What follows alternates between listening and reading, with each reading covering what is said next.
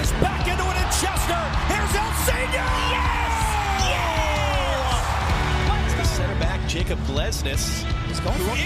Oh my God! What a goal!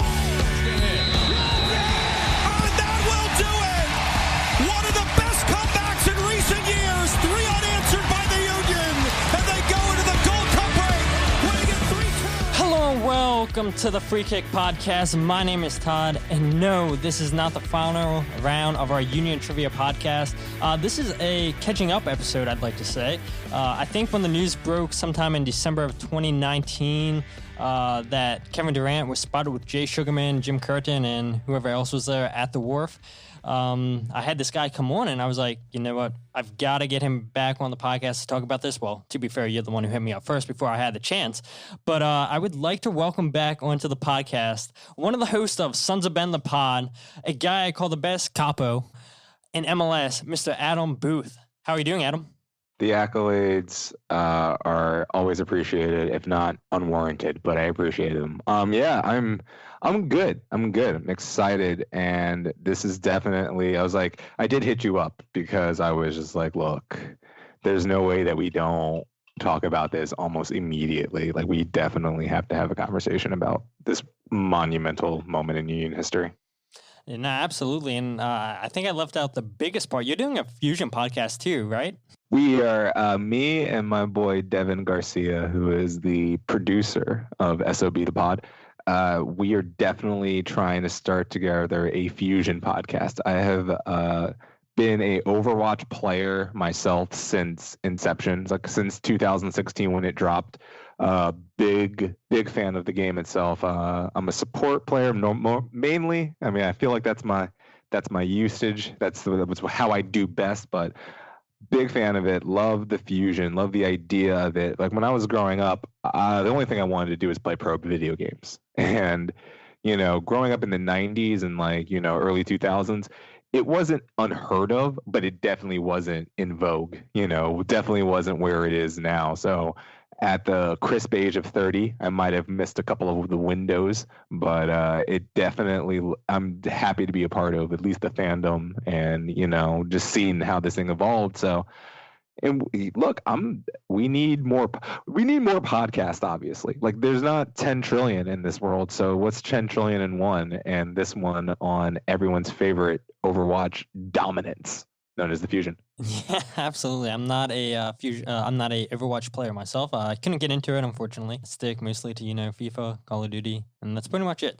But not against it. Yeah. I mean, I'm playing video games, so I guess that's a plus. But aren't they building a state-of-the-art esports arena next to the 76ers stadium or something? I think I read that. It is one of those moments where it's serendipitous as a 76ers season ticket holder that I want the scenario for which I can go to a Fusion match and a Sixers game in the same day. Like that because as a Philadelphian, we had that unique scenario of having all of our major franchises outside of the Union right there in a 4-block radius of each other. So doubleheaders, Phillies, like going to a Phillies game and going to a Flyers game, very common, or doing the doubleheader of a Sixers Flyers on a Saturday. I would love to do a Fusion Sixers.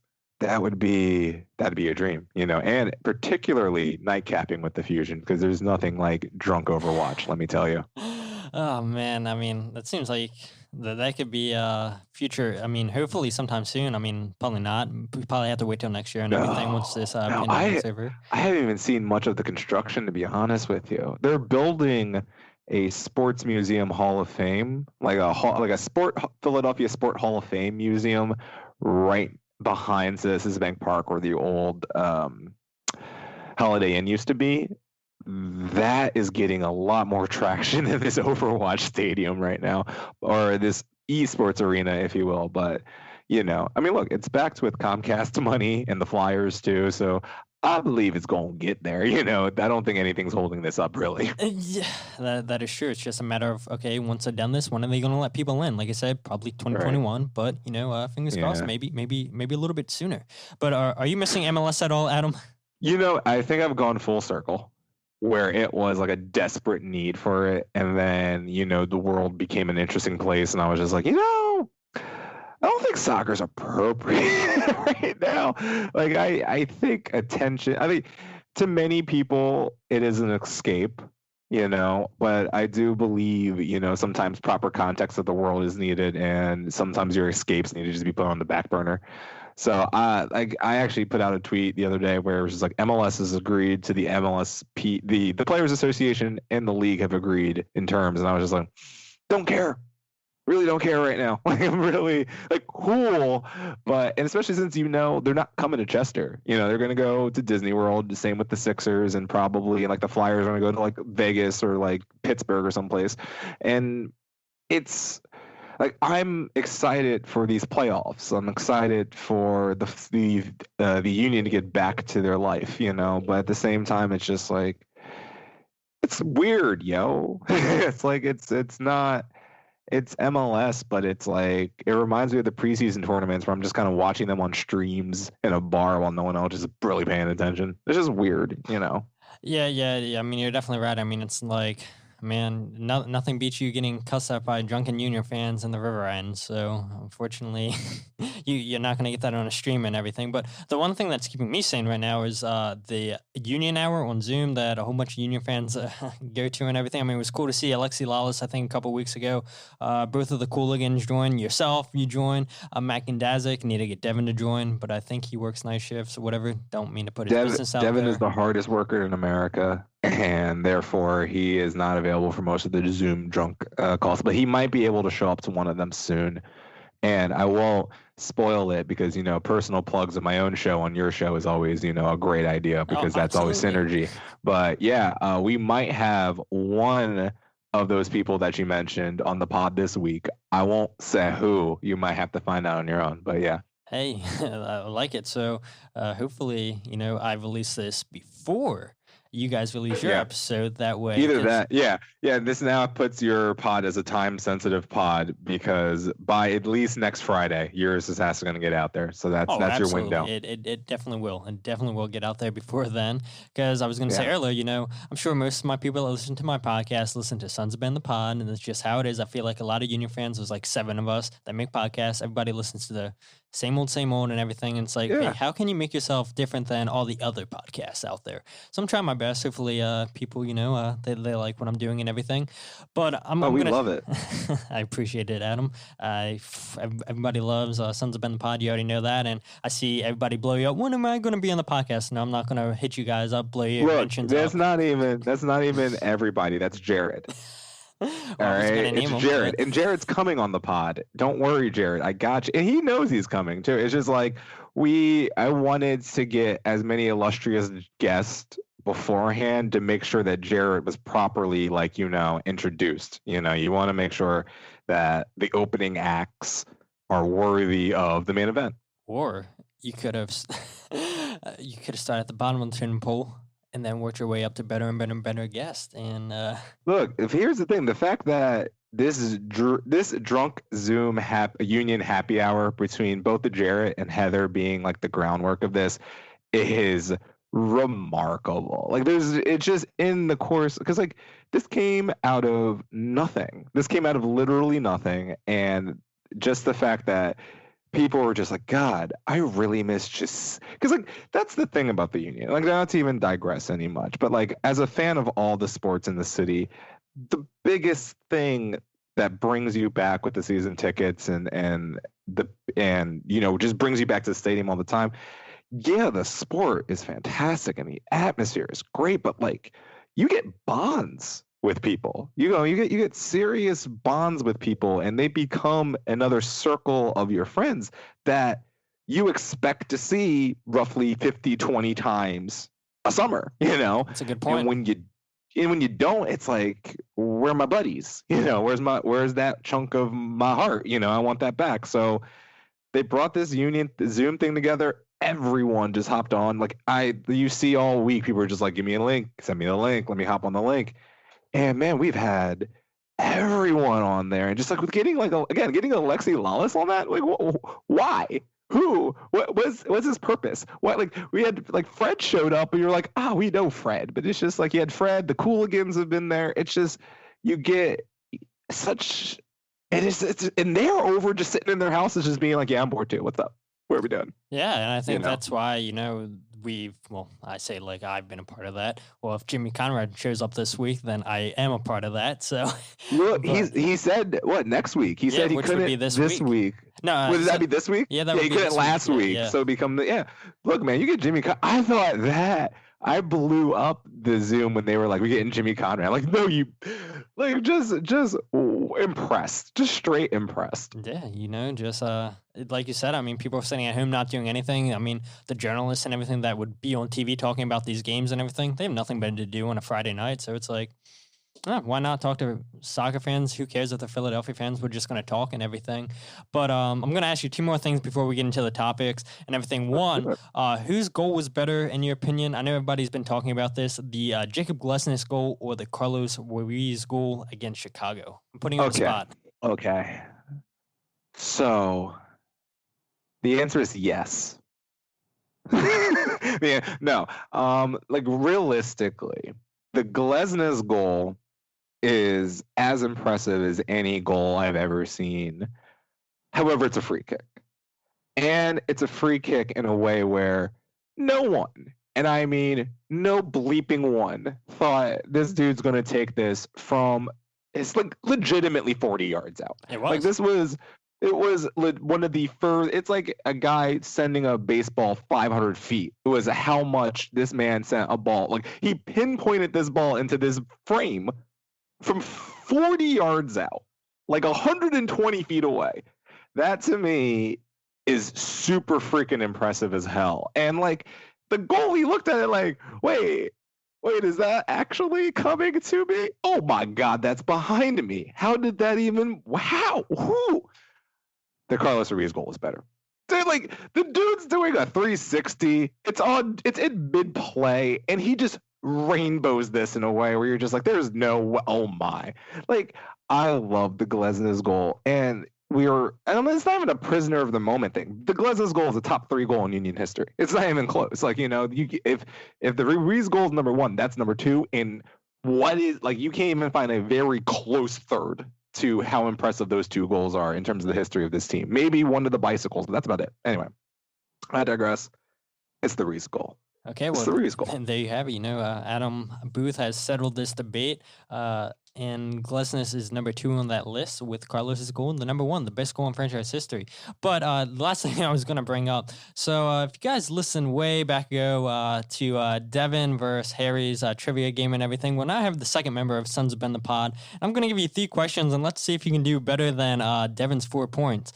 Sorry to throw you under the bus, Devin. This sucks, because if I don't, I make fun of Devin all day about being a Tottenham fan, so this would be the greatest revenge he would ever have, is just being trivia. Okay, go. And to make matters worse, I'm going to ask you 3 of Devin's questions I asked on that episode. So. Oh my God. Yes, let's do this. Screw it. Let's do this. Here we go. So this first question's worth 2 points. So here we go. That question I asked Devin was, what primarily color was the Union's 2013 third kit? White. Black. I think Devin said white as well. It was the Bethlehem Steel kit. The 13 kit was the Beth Steel kit? It was indeed the third kit. Wait, I thought that was 2014. Did they wear those for 2 years? Because remember, was the 2004. Here's the thing. What's the real great irony of this is I actually might have it here. Okay, you're right. It's black. Okay, because here's what I had, and this is what definitely proved me wrong. They gave out in I think 2015 or 16 a history of Union kits, little like the little piece of paper, and it had all of the kits, and it's very glossy and it's very nice. And like when I was in the process of moving to my new apartment, this fell out of my car, and I was like, I didn't even know I still had this thing. And it was like specifically, this is the only thing that fell out of my car onto the ground, and I was just like, this is just I was just like, this must be somewhere right here. Like I just saw it, and I was like, no. Moral of the story is, he got that wrong too, right? He did. I think he said white as well. That's fine. Because I was, the kid I was thinking of, the blue sleeves on top and the all white body. Yeah. That was like 2012? That was also 2013, I believe. Both? No, man. Then then I think that I've been hoodwinked. Is it this jersey? No. That's the baby blue one. No. So you're right then. Yeah, you're right. You're right. All white jersey with just blue sleeves. That's arguably my favorite Union kit. And fun fact, the first one I've ever capoed in was this one. Yeah, because the thing you want to do when you capo for the first time with smoke and all that is wear all white. Won't show up at all when you sweat it through it. Not at all. Not at all. I mean, it's a beautiful kit, but it might have, a couple stains from blue and yellow smoke. But other than that, it's perfectly fine. I mean, I actually am a big fan of the OxyClean, is what I will say. And since now the Union only, that was back when the Union never wore white. So that was like a rare treat. But now that they always wear white, I'm like, can we go back to baby blue? That was the best. The baby blue kit was the best Union kit ever. I have a long sleeve version of it. I'm not going to go grab it, but that's the best kit. It is. You get everything. You have everything. Unfortunately for me, becoming a fan of the Union later on and everything, I look at all these kits and I'm like, man, it's so hard to find kits that people were getting rid of or sizes that fit me. Like I found a whole bunch of like extra large and everything on eBay, but I was like, I'm not going to fit into this. So I digress. So let me give you question number 2, Adam. These next 2 are worth 3 points each. So here we go. Hint number 1, first ever homegrown player. Zach Pfeffer. Wow, got on the first hint. You know. Good job, Adam. I'm super duper proud of you for that. The other hints obviously were jersey number 27. Played for Hoffenheim's under 19s. Didn't know that until I looked it up. At the time. That was a fun fact. I didn't know that. That was weird. He scored his first Union goal against Columbus. I think if you're a Union fan, you remember his first goal for the club, and then obviously first name Zach. The fact that his last name was Pfeffer with a P, that's so on brand. I know. But here we go. I will give you the last player hint right here. So you got 3 points. So if you get this one right, you beat Devin only by scoring, getting 3 questions. So here we go. I love beating by the bare minimum. Yeah. I wonder what you would have got if I would have gave you the full list of questions. But I don't know. If we do another trivia show, maybe you should put your name in the hat, Adam. And next time you do another tournament, which I'm sure this is going to be about to be like an annual thing because I love it. I'm in. I'm always in. I love the trivia. That's what I like to hear. But here we go. Player number 2, I guess we can say for this sake. Here we go. Hint number 1, jersey number 2 for the Union. Hint number 2 is a defender. Hint number 3, plays for LAFC. Was it Jordan Harvey? It is indeed Jordan Harvey. Look at you, Here's Adam. The thing. I want to say that I had it after you said the jersey number, but I had it before you said LAFC. I will say that. By the second clue, I was there. But yeah, I was like, there hasn't been that many number 2s. And once you said he was a defender, I'm like, oh yeah, Jordan Harvey. Yeah, there's I don't remember anyone else on the franchise doing number 2 and then also being a defender. Yeah, absolutely. Well, there you go, Adam. You can go on your podcast next time you guys record and say that you beat Devin. So what did he say? I don't even think Devin buzzed in for that question. So okay, because I was about to be like, I just wanted to know if he just said Shane and Williams, and I just can laugh at him because of that. But that's okay. All right, I'll take this bragging rights to the pod. There you go. But let's go on and go to the rest of the show and everything. Starting off with the MLS Orlando Tournament or the MLS Mickey Mouse Tournament and everything, whatever you want to call it. But what we know is the players agreed to take a 7.5% salary cut for the rest of the season. At least a quarter of the league's players make $100,000 or less. And I know this might sound like a huge pay cut to people because most MLS players get paid more than your average person. So people are like, oh yeah, it's no big deal and everything. But it's still, for people that are making less than $100,000 to take that percentage of a pay cut, it is still in MLS terms a significant cut. Now I get where we're going through a pandemic and everything. I believe Don Garber at first was like, yeah, let's get the players to take a 50% play cut, but the players were like, no, that is laughing, that is insulting, we're not even going to talk to you anymore. And then they were like, okay, let's take like a 25%. Then it got down, I think, to like 17. And then they eventually got it down to 7.5, which again, nobody wants to take a pay cut, but we're going through times and everything, and it's a lot better than taking 50%. Okay, so, and this is a fun topic because, like, obviously all the leagues are talking about this at the same time, and it's just like when you look at MLS in the vacuum, it's obviously making the least amount of money. These guys are making the least amount of money, and it's like up there with like the WNBA is like arguing the same kind of points, and they're about to lose their season too, and that's going to be freaking awful. But like how much? I think Jake Elliott in his first year made like $500,000, like $50,000. Sounds about right. Right. I think Kai Wenger, the man who just got married and has a child, has making like what at best $200,000. I could be making that up. I could be, his salary could be lower than that. It's like I think Bedoya is one of two players on the team making $1 million. Yeah, him and Jameer, I believe, are the only two. And yeah. I forget how many players, but there's probably only like 20 players in MLS that are making $1 million or more. So, look, I'm in the here's my whisper down the lane of it, and this is the same argument I gave for college football, like college sports, and playing college basketball players and all that stuff. It's like the number one reason why people get mad at athletes for making this much money is especially like amateur athletes. Like the reason why the people get mad at the idea of paying these guys is because they're getting a free college education, and because college is now worth like $45,000 at your like average university these days. That's a lot of money. That means something. But at the same time, it's like the only reason why you're valuing the scholarship to the degree that you are so that you don't pay the athletes is because college became astronomically expensive, and not because they don't really deserve the actual pay. It's like you're like, that's college football is like a billion, almost close to $1 billion industry. Like it's one of the biggest non-sanctioned sports on the planet Earth. Or professionalized sports on the planet Earth. So it's like, we know that they're making money. We know there's like Nick Saban makes more than the governor of Alabama by like 115%, and he's a state employee. So yada yada yada to say, people who are complaining about athletes getting pay cuts are only complaining because they can't comprehend having that much money. But it's like, the idea is these people argue for salaries, and there's contracts, and all of these things have been agreed upon. And if you, the consumer, were to go to your job and they say, we are going to have you do the same amount of work, but you're going to take a pay cut. How much of a pay cut? 50%. What is your response to that?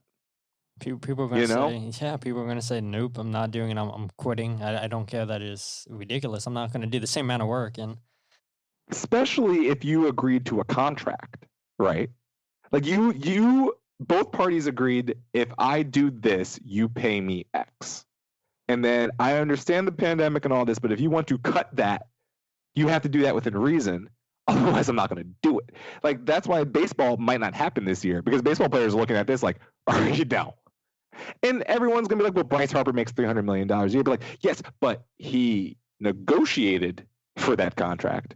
That was what he provided a service that people deemed worthy of that money, and he negotiated for that money. You have to pay him that money. Like, that's how this works. This is how America works. Like, this is how capitalism works.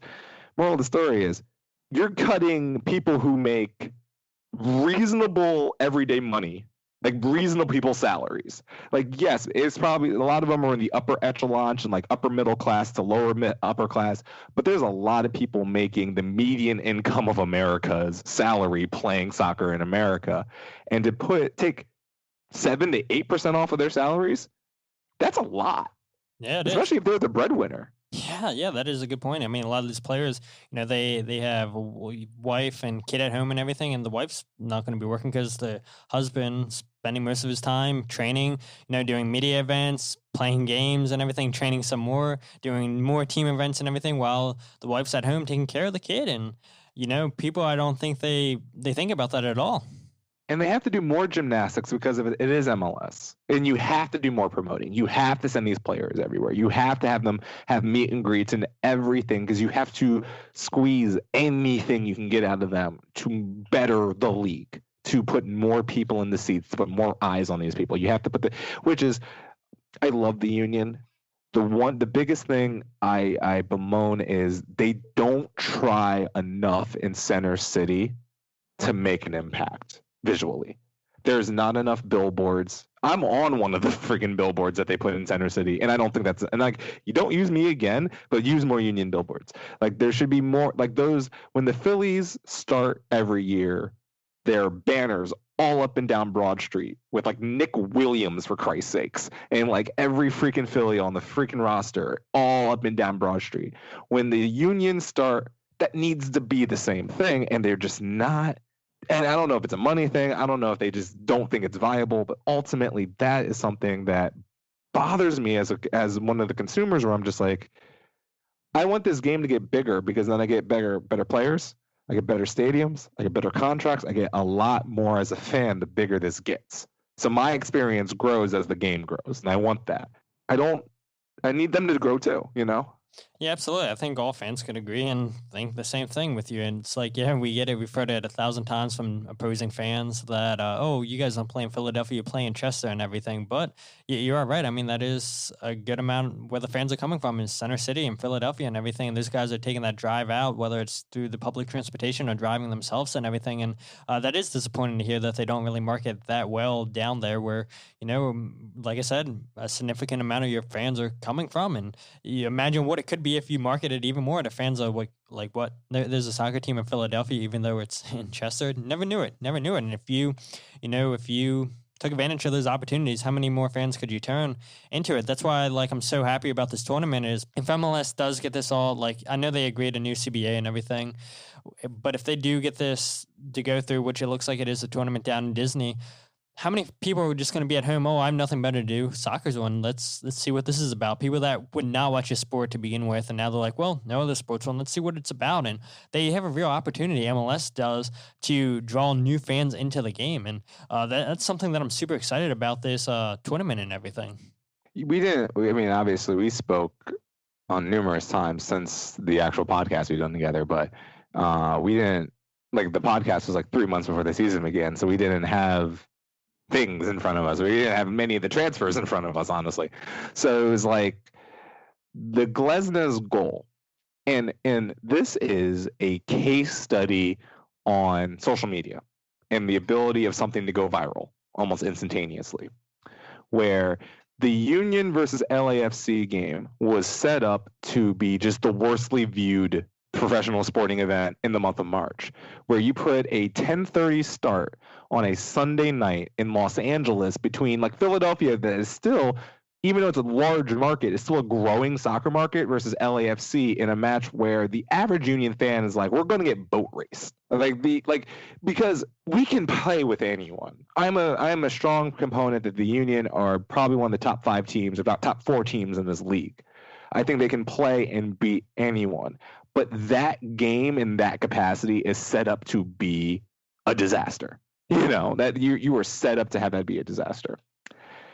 And all that to be said, the amount of traction that goal did, and that game as a whole did. I did a Red Bull Viking Army fan podcast a couple of weeks ago. Shout out to Pints and Posts, my boys up there. They told me themselves, as Red Bull fans, that if the season just ended, like, we never played another game for the rest of the year, that was 1,000% the game of the year in MLS. Like, it wasn't even a close second. Like, just the amount of action and excitement that one game. And, like, yeah, it's a tie that the Union should have won ultimately, but just that was such an exciting version of the game of soccer that casuals are just like, that was the thing I saw. I might want to see that again. Like, I remember talking to all my friends on Sixers Twitter who were just like, so you guys got a home opener on Saturday? Tickets, what's that? What's going on? I kind of want to see this. Like, look, y'all were across Sports Center. Y'all made it to, like, the UK. Like, what's up? We want to know what's going on. I got my girlfriend's brother in Palermo was just like, so I saw this goal. So I'm like, from my little tiny club in Chester. Yes, you did. You saw that goal. But it's just like, that shows the power of social media and how quickly that can become a thing. And it's just like, this tournament in Orlando is just going to be yes, we're going to have soccer, but it's just going to feel so awkward and sterile in a way where, like, even the Bundesliga playing in their home stadiums feels more right than this. And I get why you can't do the alternative, because like places like New York and Philadelphia are in no position to be hosting even the players in their cities, let alone, fans or anything of that sort. So I get it, but at the same time, it's just like, this would be the time the Union win a tournament. This is exactly the tournament that the Union were meant to win, is the one down in Florida that none of us could attend. Yeah, absolutely. And I think, you made some good points that I'm sure the league talked about. I'm sure some of those players share the same thoughts that you have and everything. Like, yeah, it's just not the same. We're not playing in front of our fans when out in our home city and everything. We're playing in a neutral site. So the league's like, yeah, well, the winner of this tournament is going to get $1 million if they win. Plus, they're going to get a place in next year's CONCACAF Champions League, which is great and all. I'm super excited they added those two incentives for teams to take it serious, because I'm sure, before that, people were probably thinking, I don't care why? About this. Who for what? Why would I even care about this? It's the same thing where at the NBA. The NBA had to drop the last 8 teams in the league from their tournament because they were just like, because Damian Lillard said it the best.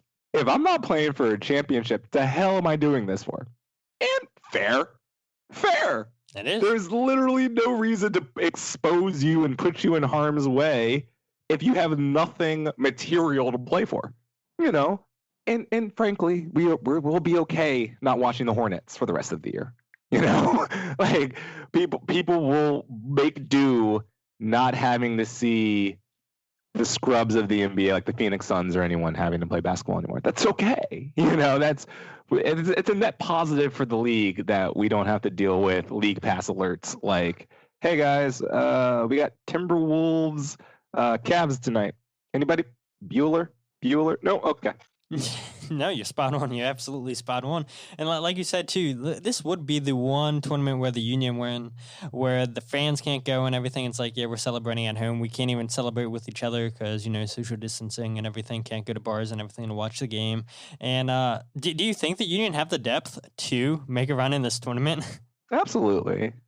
And I mean, I think that's the Union's greatest strength, is because the Union don't have a giant cannon of a player. They don't just have the Velas or back in the day the Javinkos that will just slap you across the face and be like, I own you. There's very few players in the league that exist, and the Union literally have never had one in their entire inception as a team. Have never just had one of those players that just walks into a room and says, I am the best player on this pitch. And you don't necessarily need those to win in MLS. That's real. But I do believe that the Union proved last year that their depth was their biggest strength. The fact that you have a caliber left back like Matt Real behind Kai Wanger, because imagine having one left back. The Union essentially have We've two. had none. We've had none. Man, God bless Raid Gaddis playing left back, because that was a good 3 years of his career where he's just like, I'll do what you ask me to do, coach. I'll do the other side. I'm not really good at it, but I'll do it. But it's just to have not one but two left backs in your pocket, fantastic. The amount of depth we had at center back, to the point where you can let an Austin Trusty go. Yep. Yeah, absolutely. There's very few times in MLS where they're just going to have a Mark McKenzie, an Austin Trusty, and a Jack Elliott and be like, okay, we can let one of these go. And it's not Elliott, because for the longest time, everyone was just assuming you're just going to have these two ridiculously sized athletic center backs in Trusty and McKenzie for forever. And Jack Elliott's like, no, I'm extraordinary. So you have to play me now. Yeah, and they're like, yeah, I guess we do. Yeah, I mean, how many game-winning goals did he score last year? How many clutch goals did he? I've lost count. I know he scored 5 goals, but I feel like 3 of those 5 goals, they were meaningful goals. I mean, all goals in soccer are meaningful, but when you look at that New England game where it was a blowout for the Union 6-1, it's like, okay, what point do these goals? Or the 5-1 DC game, Yeah, just throwing stats out there. No big deal at all and everything. But I agree with you. Jack Elliott might not be the fastest player in the league or on the team. It doesn't matter. He does a really good job positioning. I remember multiple times when we played Atlanta last year, he pretty much had Joseph Martinez in his pocket. Yeah, he'd get beat here and there, but he'd do a good job of recovering and everything, and wouldn't allow Joseph to shoot and turn and everything. And that's a win for the defender every time in my book. Look, that guy's easily one of the top 2-3 most dangerous strikers in this league. And the Union played Atlanta well. They played Atlanta well. They played Los Angeles well. both of them. To me, this team, I don't like to jump the gun because I don't think they were ready to win the MLS Cup last year. But I do believe if you had Bedoya for that game against Atlanta, you had a little more semblance, a little more shape. Yeah, you could, because they held them for most of that match. They got beat in the end, but like that for the most of the couple of like first 20, 30 minutes, you're like, Union, all right. It to me it is, the Union are a fascinating study because they have veterans and young players in that perfect mix, and it doesn't seem like there's any egos to make it too mucked up. Like, authentically, Ilsinho could just say, start me. And who's going to be like, no? But he knows when these guys are tired, give me 25 minutes, I will scorch the earth. And he does. Like, he knows that's his thing. It's just like, it's great that we don't have that one player with an ego that's just demanding the ball and being a true number 9, because that makes this particular machine work very well. So to answer your question in long form, yes, I do believe they have the depth to win this tournament in Orlando. Yeah, I agree with you too. And I mean, it beats a Suncoast Invitational trophy and everything. This, I guess, somewhat of a meaningful trophy. I mean, like I said, you get $1 million, which hopefully Jay Sugarman would put use to a player. But speaking of putting use to the money, Kevin Durant, he has bought a minority stake in the Union. So what we know so far is from the Sports Business Daily reported last week that Kevin Durant had bought a minority stake in the Union. It's reported that stake's between 1% to 5%. Durant twice attempted to buy DC United, according to a report by The Athletic. I said earlier that Jay Sugarman and KD and Jim Curtin and everybody else, they were spotted at the Wharf in December. It might not be enough money, his stake in the Union, to buy a player, but KD's name alone should attract big players, in my opinion. I mean, who doesn't know who Kevin Durant is? And I mean, look, every website on the internet, I swear, wrote about this last week. They didn't even have to be a sports website and everything. It was number one trending on Twitter for the sports category. The only people who haven't announced it yet are the Union themselves, who I heard it could potentially come tomorrow, Tuesday. We're recording this podcast on Monday, June. I almost said July, June 8th. I'm not into July yet. So, I mean, it's only a matter of time. I mean, everybody's talking about this. And my question to you, Adam, before you give your thoughts on KD becoming a minority owner, which we talked about in December, when are we going to see an Adam Booth and KD Philadelphia Union billboard in Philadelphia? Look, man. All right. Or have you done it already? Like, here's the thing. I've been asked this question actually. Like, so when KD come into the capo stand, and like here's the thing. KD does not seem like a capo stand person, if I'm honest. It's just like he's like, I can see him as like away from the box kind of guy. Now, could he be that enthused into it? Possibly. I can see that. But look, the thing about this is we'll be honest with ourselves. It's an investment for Kevin. The MLS is something that appreciates in value, and it's been appreciating in value very nicely. So the investment Kevin Durant makes now, if MLS continues to grow, could be tenfold in 10 years. So for that's enough for him to want to get himself into the ring in the first place. If the Union are smart and Kevin is willing and they can milk the hell out of him, I'm not sure you're going to get like a Griezmann. You might not get the top tier, but like the number one sport internationally outside of soccer is the NBA. These guys love basketball. Like soccer players love the NBA. It's a very seamless transition between those two sports. So yeah, you could definitely get, I mean, like, not like you get specific people, but this will definitely help your cred as an organization. The fact that, like, look, the Union are not inherently sexy. Location's not great. We love Chester, but even that, and it's not even like Chester is the issue. It's really SEPTA to Chester is the biggest issue, because we are a city that is very accustomed to be able to getting to our sports, so we don't have to park. So that not being an option irks a lot of people, and understandably so. Chester is a beautiful town that is definitely on the up, and I'm very happy to be a part of that, activity in Chester, but it holds us back a little bit. And look, man, I love my city. We're not Miami. We're not Los Angeles. We're not even that, like, we're very similar to our brothers in New York, but we're not quite, And these guys from coming across the globe who are used to playing in some of the most beautiful cities on the planet Earth might not see us as something that is as valuable, And I can't bemoan that. That is just the scenarios and the difference with soccer. Philadelphia is a viable location in almost any other sport you can imagine, except for the lack of WNBA or NWSL teams in the town. But that's another story. But it's like, but that's because Philadelphia is a huge market with passionate people, and you're going to get paid because people, if you do well here, you'll be immortal, But that doesn't really speak to the international soccer community in the same way. So hopefully Kevin Durant gives us a little more street cred. But at best, it's like, Yeah, I mean, if anything, I mean, you saw the immediate impact. Like I said, I mean, number one trending on Twitter for sports. I mean, like people that probably didn't even know. Wait, there's an MLS team in Philadelphia. Wait, there's a team called Philadelphia Philadelphia Union. Well, everybody's talking about it. So, I mean, that was just crazy that people, I guarantee, don't care about soccer, don't know about MLS and stuff. Like, oh, look, Kevin Durant bought a small stake in a soccer team. Let's write about it. And then more and more people got on board and everything. And look, 1% to 5%. We don't even know how much the team's worth and everything. I know you can go on Forbes and everything, but like Jonathan Tannenwald those are said, only estimates and exactly. stuff. So it's like when it says like, $240 million, you're like, maybe not. Maybe if grossly, but like maybe like 231, 232, like is that what you're really talking about here?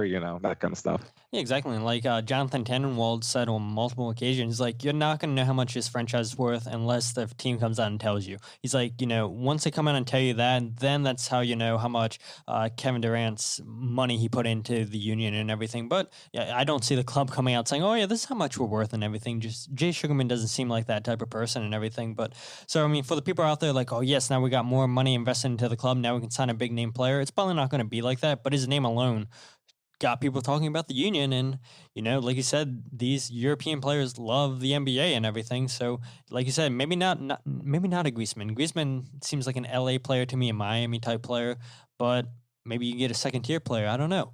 But I think, it is cool to see, oh, look, Kevin Durant joined the same boat that James Harden did with the Houston Dynamo. And I know LeBron James did it a couple years ago with Liverpool. I know it was 2% and everything. These basketball players, they have the money. They know where to invest some money, and it's going to pay off. Like you said, maybe 10 more years, Kevin Durant could walk away with a pretty penny. I mean, look, the NBA knows that they're marketable because they don't wear helmets. Like football players are fun, but like you don't know what half of them look like. Like you really don't know if you thought about it for a second, you could tell me what DeAndre Hopkins looks like. But off the top of your head, it's not as recognizable as like the third string person on the bench at like the Cavs right now. It's like NBA players play in these beautiful arenas. They're super marketable. They play a game that's super sexy that fans can literally be on the court for. Like it's the most intimate sport out there. You could still have an arena, like you can play on an aircraft carrier, or you can be in a freaking giant football stadium, and you still have people 3 inches from the court too. It's like that no sport offers that. So the NBA, by all stretches, it's ballet with a ball. It is one of the more beautifully executed basketball is up there with art. And like I truly mean that. It's like beautifully executed in most sports, but like to see a truly great alley-oop or corner three to go up, that's just everything that sports is about right there. They understand that they are super marketable and that they're going to get, and because of their new TV deals, all these guys got a crap ton of money that they know nothing to do with. Investments. Not just buying for, like, LeBron can buy all of the cars in the universe and still have $500 million left over. So he's just like, what am I going to do with that? How do I build equity? How do I build the future? How do I make something sustainable for myself, my community, blah, blah, blah. You invest in things that are appreciating in value very quickly, like Beats, or like Apple or any of these companies, Liverpool. I mean, you got to imagine LeBron's investment 2 years ago on Liverpool has already made him money.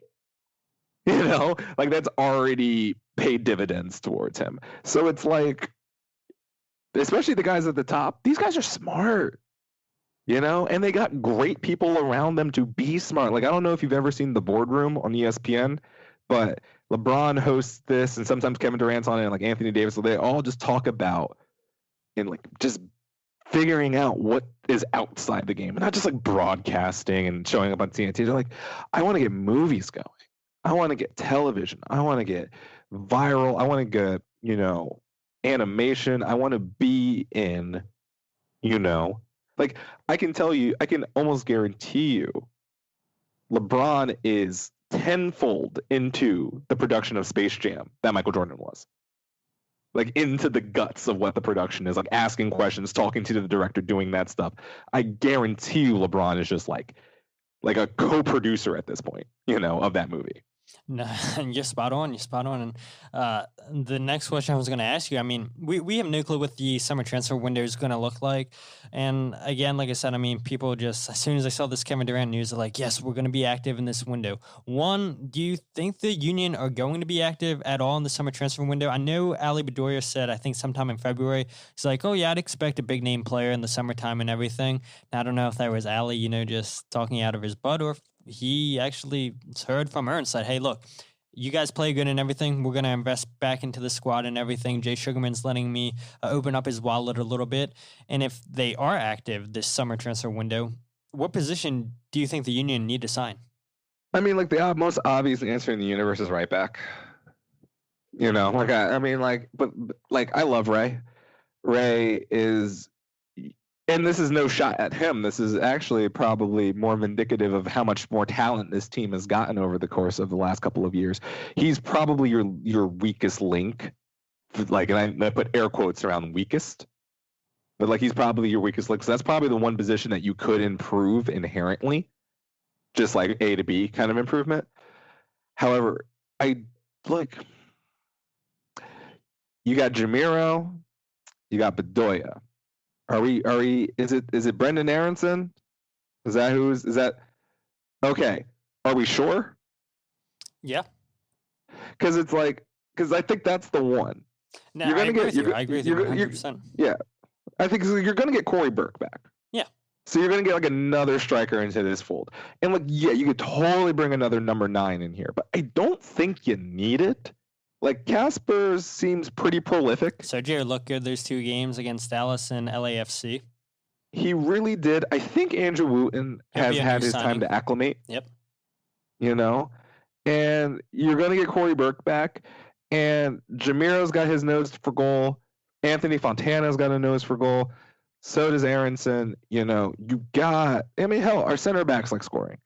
Like, so you got scores. But it's just like, midfield play, especially in MLS, is so important. Controlling the midfield is the reason why the Union were so successful last year, because they themselves had probably the best midfield in MLS, in my opinion, in terms of just continuity. Yeah, I agree with you 100%. And I'm happy you gave me a different opinion than most people that I asked this question to. I probably asked you the same question in December. I honestly can't remember. And everybody's like, yeah, we need a number 9. We need a number 9. And Balotelli just got released from his club and everything. And the first thing everybody says is, get Mario Balotelli to Philadelphia. Absolutely not. I do not want Balotelli. Yeah, he's a proven goal scorer, but all the off-the-field issues and everything, the training issues you've heard from his teams in the past and everything, I don't want Balotelli. I agree with you. Brendan Aronson, I think, could do very well if he got a veteran player to play the number 10 position with him. I did my due diligence and named 3 players and everything. I'll go over them real quick. Number 1, I said Alex Teixeira. He's playing over in China and everything. He's played 109 games as an attacking midfielder where he scored 69 goals, he has 19 assists. He can also play as a striker and a left winger. He's 30 years old, so his contract over in China expires December 31st of 2020. On transfer market, I know you can't really take what they say all that serious and everything, but his market value is at $14.9 million and everything. Now, granted, when a player has less than a year left on his contract, you're definitely not going to be paying that much money for a player, half it. And Absolutely not. who's saying No. that the market value on transfer market's even accurate? But the one thing that I found interesting is that he's in the top 10 highest paid players over there in China. He's making about $13.9 million. And there is no way that the Union are going to be paying that much money for any player. I mean, if he came over here, he would be the highest paid player, almost by double. I think Chicharito makes $7.2 million, and he's the highest paid player right now in MLS. And the reason I like him a lot is he was linked with a move to Liverpool in 2016, but then he left Shakhtar to go to China because they were offering just a crazy amount of money. I mean, if somebody's offering me almost $14 million to go play for a couple seasons in China, you're probably going to take that. Alex, he's a really good dribbler. He's fast. He has great hold-up play. He has good awareness to open up a defense, killer through ball. He's a good finisher. He loves playing short passes. And one thing that I like about Alex is he does have links to the Philadelphia Union. I mentioned this a while ago and everything. He was teammates with El Senior at Shakhtar of March 2010, then El Senior left. I forgot where El Senior went. And then El Senior came back to Shakhtar from 2012 and 2015. I don't know if they were close, but I got to imagine, not many Brazilians are in Ukraine and everything. You're going to have your friends group. So hopefully, El Senior and Alex, they became friends and everything. And if El Senior wants to put in a good word, I would love El Senior for that. Player number 2, which I don't think this is going to happen. In my player number 3, I don't think that's going to happen. Honestly, even Alex Teixeira, I don't think that's going to happen either. But, these are my 3 wish list players that, aren't crazy superstars that could potentially come to MLS. Maybe not now, but eventually. Number 2, I've said this also before, Adam Lallana. He's played as an attacking midfielder for Liverpool, where he scored 13 goals, 9 assists. Not crazy numbers. He can also play a left midfielder. He can play a center midfielder. And he's 32 years old, and he has 1 year left on his contract. I mean, his contract expires June 30th, 2020.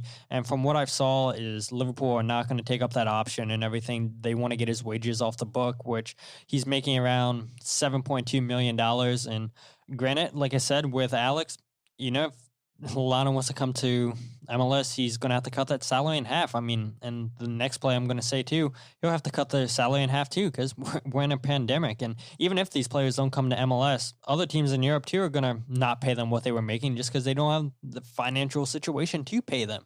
And Close. Lallana, coming over here on a free, you're just playing a wage and everything like we were paying Marco Fabian. Now, granted, Marco was making $2.2 million, the highest I think we've ever paid a Union player and everything. So, like I said about Alex, Lallana, you're going to have to slash that number in half. But I think he would be an excellent player to help mentor Brendan Aronson. He's a guy that can play in multiple positions like Alex. Yeah, he's had a lot of injury problems over the years, specifically hamstring problems, and that's definitely a concern. The older he gets, could those things start acting up? Absolutely. But I do think, unfortunately, there's teams in England that would look, hey, come here. You still have what it takes to play in England. And I think he knows that. And specifically Leicester City, where his old Liverpool boss, Brendan Rodgers, is the manager. Yeah, Lallana is not going to start at Leicester and everything, but you're still playing soccer in England. You're playing at a top level. You're not playing a second or third tier level like MLS and everything. Again, Adam's just really good at pressing. He'll come back, play defense, good technical dribbler, has a great first touch. Just really, really good midfielder. I would love to have him over here. And his ties to the Union, he shares the same agent as Jack DeVries, Ben Afemu, and Nathan Harrell, all 3 of those guys played for the Union second team. Did not know until I looked this up that they had the same agent. Now, granted, a lot of soccer players have agents. And a little 6 degrees of Kevin Bacon there. I like it.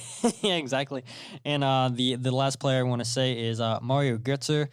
You're a German soccer fan, aren't you, Adam? Oh, yeah. I'm a Munich 1860 fan, so I'm just self-loathing as hell. But yeah, no. Yeah. And not even to cut you off with Mario, but no, that...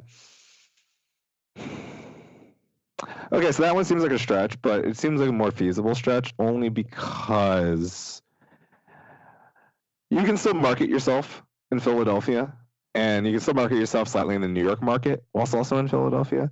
And that's like the biggest thing that would keep anyone who's like truly elite or just getting a high salary from coming to Philadelphia is like Chicharito is only going to make $7 million, but his endorsements he's going to make while playing in Los Angeles as a Mexican national football star are going to almost eclipse, probably in the end, what that salary is.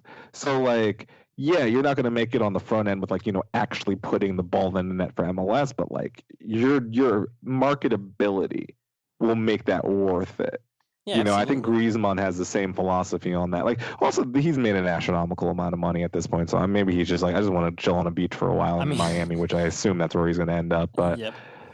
I mean, to be fair, all these players that I've listed have made a ton of money playing over in Europe. I know Götze is making yeah, $9 million at Dortmund. Dortmund already said, yeah, we're not going to renew your contract. I mean, he's a proven winner. He's won a World Cup with Germany. Germany scored the game-winning goal against Argentina. He's still young. He's 28. Yeah. And just because he's still young and everything, I think that's honestly why he won't come to MLS and everything, just because you got teams like Liverpool where Jurgen Klopp gave him his debut at Dortmund when Jurgen Klopp was the manager there.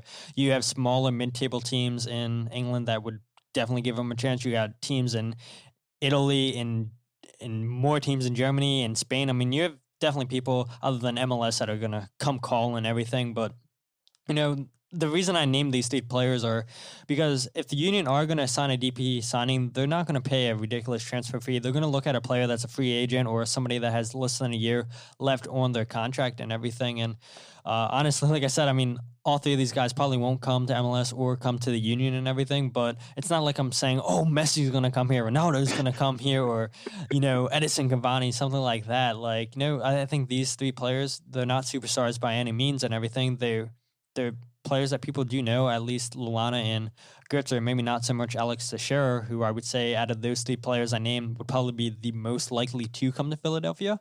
But again, I don't think any of those guys would. But I don't know. I mean, you guys listening, it'd be awesome if you say on Twitter, who do you think the Union could potentially sign? Maybe they don't sign anybody, but yeah, I've had a blast having you on, Adam, and everything. And I know we definitely probably went over a little bit, and I apologize for that. No, you're fine, man. Just to follow up, though, really what you were saying, though. Yeah, I think you got to replace Aaron. I mean, I think not you don't have to replace Aronson, but I think if you're going to upgrade, that's probably where it's going to be. And what I believe you're going to figure out is, I think, like we've already, I think, done the third division Germany thing a bunch because of Ernest's connections and all that stuff, and I'm here for that.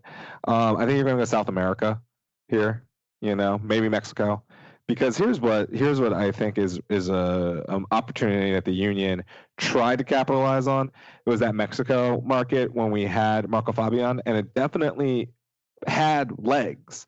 Because as a capo, I saw the demographics that were definitely coming into the games and definitely coming into my section in particular. And yes, there was a very much stronger Mexican-specific presence in the River End when Marco Fabian was playing for us. There's a part of it where you got to go for the technical stuff, the X's and O's, and there's a part of it you got to go for what's going to get butts in the seats too. And that's why people are so yelling for like Mario Balotelli or any of these things. The Union want a sexy name associated with the team. We haven't had it before. We've had people on the fringes. Like, no one knew who Tranquilo Barnetta was before he showed up, but now he's a club legend. We were going to remember. Or like a Vincent Nogueira or even a Harris Medunjanin. All these guys kind of just show up and we're just like, hope you're good. And then they turn out to be good, and you're just like, yeah. But like, what was it? The two most recognizable names to Philadelphia soccer fan who've come to this team are Maurice Adu and Alejandro Bedoya. Agreed. And then Freddie Adu. Yeah, unfortunately. But honestly, in that order is probably the three most recognizable names to a casual soccer fan in America that ever came here. Even Maurice Adu, I love him to death, still might be obscure to the casual. That might not just be a household name to the casual. They want one. They want someone who moves the needle. And I can't bemoan them. I just don't know if it works for what we're trying to do here. Yeah, absolutely. I agree with you. And like you said, with Barnetta, or you had Bork, you've had Marco Fabian. I mean, they've tried to invest in a number 10, but they've only been here for a year. And it's like, if you're going to invest, you want somebody that's going to stick around for a couple of years. Like I said, I mean, you definitely want Brendan Aronson's the future and everything. And I hate for him to lose playing time and everything. But at the same time, if you have the opportunity to bring in a veteran player of the game that's still young, still has some tires on the legs, that will play for 2 to 3 years, not the 1 year typical, and then they're out of Philadelphia. You got to take that chance and everything. And so And that's the kid's 19. Yeah, exactly. Brendan Harrison's 19 years old. Like, just he can sit for 3 years and he still be like not even into his prime yet. Like, we can make him play at 22 and he still wouldn't even be close to his prime yet. So it's just like, this team can win an MLS Cup. That's a fact. There's no time in Union history going to say this team can win an MLS Cup. I wholeheartedly believe this team is good enough to play against anyone in this league and win an MLS Cup. And you get one more dude in here to really solidify that midfield, I believe you are a dominating force of death. Because then you have an Ilsinho coming off the bench. And how many other teams say they can have that? Not many. Literally none. Exactly. There is zero. And not even that. I mean, like you said earlier, Matt Real is a good option for the left back spot. I mean, Anthony Fontana is a scoring threat.